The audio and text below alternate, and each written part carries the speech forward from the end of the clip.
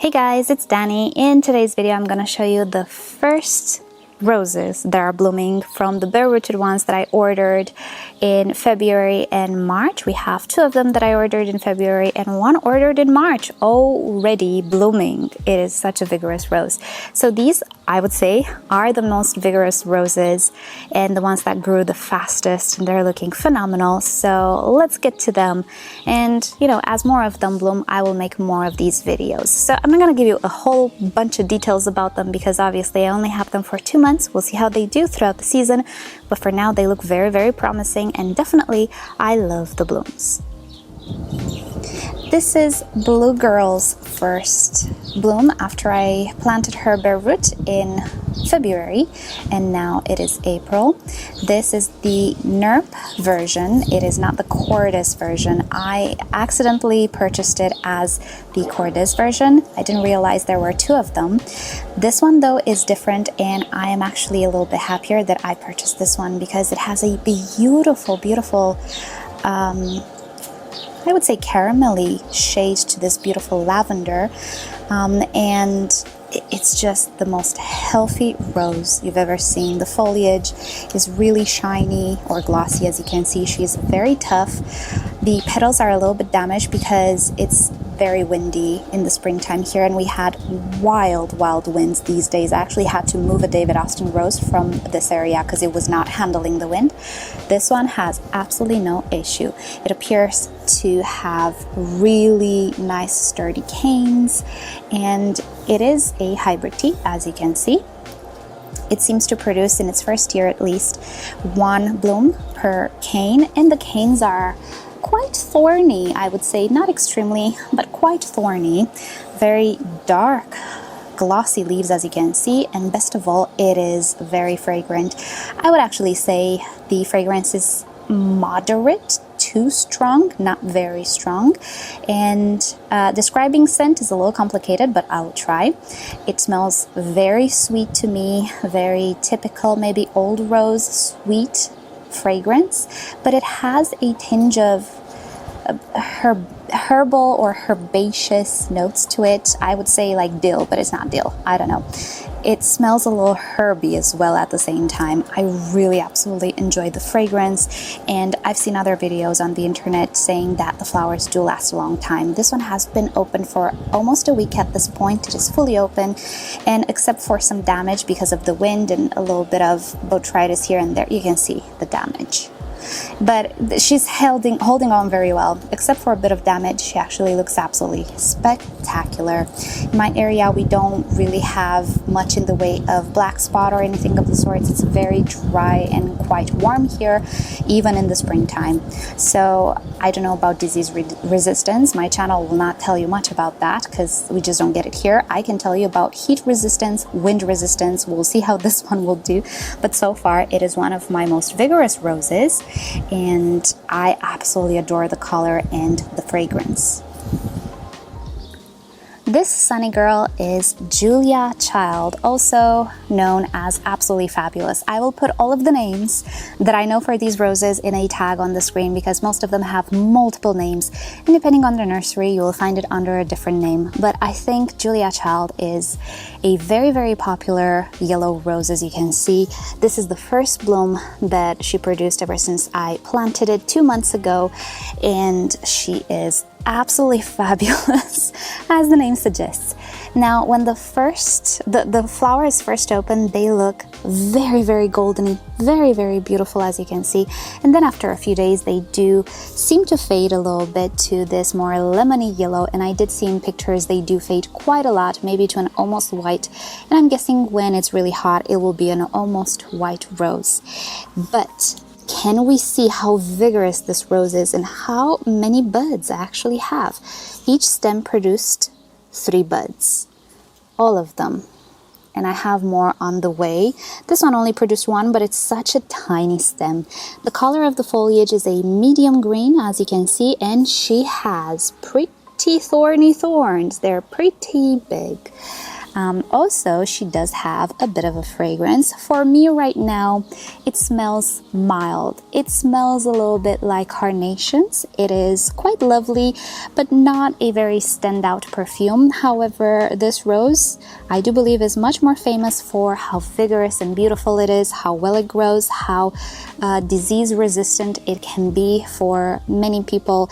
I do not deal here with black spot or powdery mildew, but I do deal with heat and wind and dry air. So I will be able to tell you more about this rose throughout the seasons as they progress in that department. But with high humidity and stuff, I shall not be dealing, so I will not be able to tell you much about it. But from what I understand, she's a very, very strong, vigorous rose, and she really is very vigorous for me here. She is planted in quite full sun right now. Even though it looks a little shady, it's just that I have a little gazebo here, and when the sun comes in a different position, it kind of shades a little bit this area, but it doesn't last more than half an hour. Other than that, she's planted in full sun, no shade whatsoever, and we can see there is no scorching, no nothing. The flowers are really beautiful, and the sun is hot here, you guys. So I'm very impressed with how beautiful this one grew. She really is a very strong rose. Lacks a little bit in the fragrance department for now. We shall see if this changes with age and with seasons and so on, but for now I'm really happy with her. She really is a little bit of a ray of sunshine in my garden, and she's really vigorous. You can see she's standing up to the wind with no problem. I might be able to show you on a different rose how wind damage looks like. It's pretty ugly, but this one has nothing of the sorts, nothing whatsoever.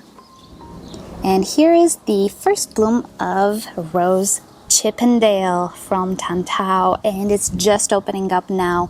I do have much more blooms on the way, so I can show it to you when it's absolutely fully open, because it's one of those roses that has a lot of petals. I was not expecting it to look so good for its first ever flower, and get this, I planted this a month and a half ago in March, and now it's April.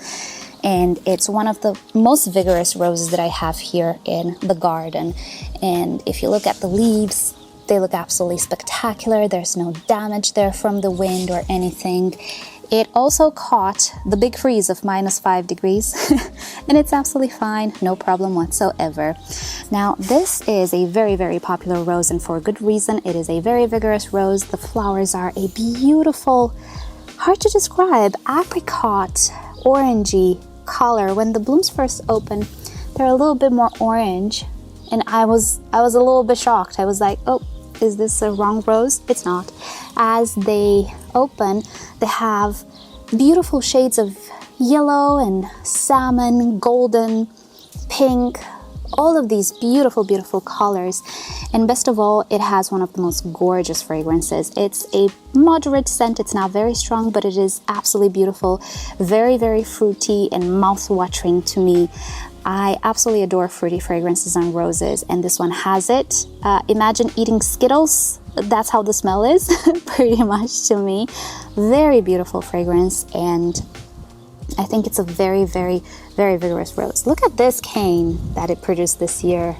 Look at it. It has 3 buds at the top and have quite a lot more buds coming. Beautiful. I think he will be, she, I don't know. I usually call roses he or she because of Latin grammar. That's how my native language works, and it's hard to shake it off. Usually I pick he or she based on the name. Chippendale, is it a name for a he or a she? I don't know. I'll call him a he because I don't know, I feel like it. So I think he'll be a great performer. We'll see about the summer, but for now, there is no damage on the leaves. They're absolutely sturdy. Flowers are absolutely gorgeous. 10 out of 10 on flowers. And the beautiful smell of fruits is just really good. I hope he gets a little bit taller because I have to really kneel to smell this rose, and I want to smell it like every second. It's so gorgeous, and I really like it. It is planted in full sun right now, and again, you can see there's no scorching, there's no damage, no nothing. He's really hanging on there. Really beautiful rose. Really popular, and for a good reason, I believe, and I cannot wait to show you how the flowers will look as they age, because they will get even more ruffly than this, if you can imagine. And now, before I let you go, let me just show you how wind damage on my roses looks like. There we are. This is Roald Dahl, by the way, and all of that you can see, it's not black spot or anything. It is wind damage. It's mechanical damage, because when I tell you winds are wild here, they really, really are. And usually, and sometimes they even scorch like this, and you would say, oh, it's the heat. No, it's actually the wind. It was actually pretty cold wind as well. And it doesn't last forever, but in springtime, we do have very, very strong winds. I do notice that David Austin roses are more sensitive, and they have, these more sensitive leaves and canes, and they do get more affected. I actually had to move my golden celebration to this side, which is less windy, if you can believe. The other side is more windy. But yeah, this is the type of damage that I kind of deal with here, which, I'll take it because it doesn't spread, it doesn't affect the orchid, the rose much. It just looks bad, but I can remove the leaves. It's not a disease or anything, it's just mechanical damage, and yeah, it happens. But most of the roses actually dealt very, very good with the wild winds we had lately. Alright, that is about it for today. Stay tuned for more roses. As they open, I will do this type of 3 or 4 roses, like first blooms type of format, just to show you them. And at some point when they will be in full glory, I will try to do a tour of the garden. Right, so thank you guys so much for watching. Hope you've enjoyed hanging out with me today and seeing the roses. And let me know what roses you are growing in your gardens. Right, so with that said, I hope you have a great day, and I'll see you next time. Bye!